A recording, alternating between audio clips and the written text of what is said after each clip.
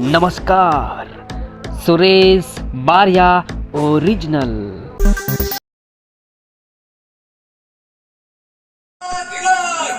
श्रीमंत श्री श्री श्री छत्रपती शिवाजी महाराज की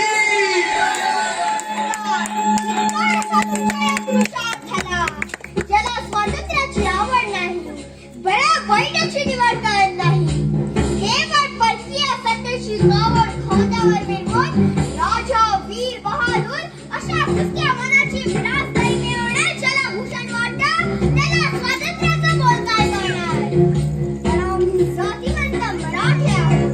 मराठ्यांचा जन्म गुलामगिरीत खिदमत करण्यासाठी झालेला नसून गुलामगिरीच्या शंखला खळी खळ्यात ओढून स्वातंत्र्याचा जीव जगण्यासाठी झालेला आहे।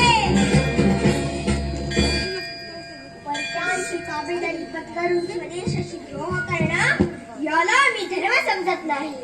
आपल्याला मातृभूमीशी केलेले अपकार कृत्य हा प्रत्यक्ष परमेश्वराचा उपमर्द आहे अशी हिंदू या नात्याने आमची भावना असून स्वदेश देव आणि धर्म रक्षणासाठी आम्ही प्रयत्नाची पराकाष्ठा करीत आहोत।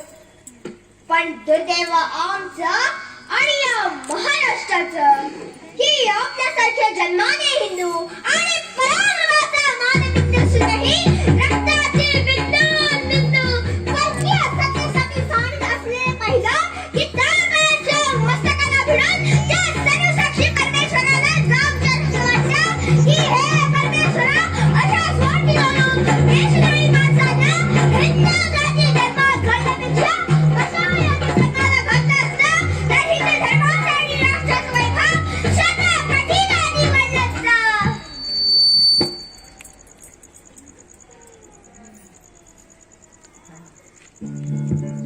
सत्य नेहमी कटू असतं म्हणतात तेच खरं। आम्ही मगापासून दगडाला पाझर फोडण्याचा प्रयत्न केला म्हणायचा। महाराष्ट्रा, परमेश्वरानं तुझ्या ललाटी जे लिहिलं आहे ते तुला भोगण्याचा बदला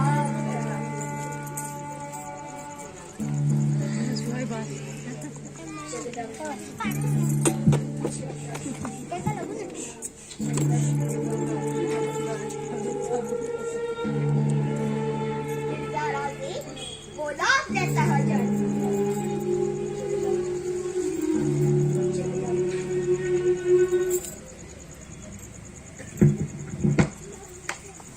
हर हर काय हा पेच प्रसंग।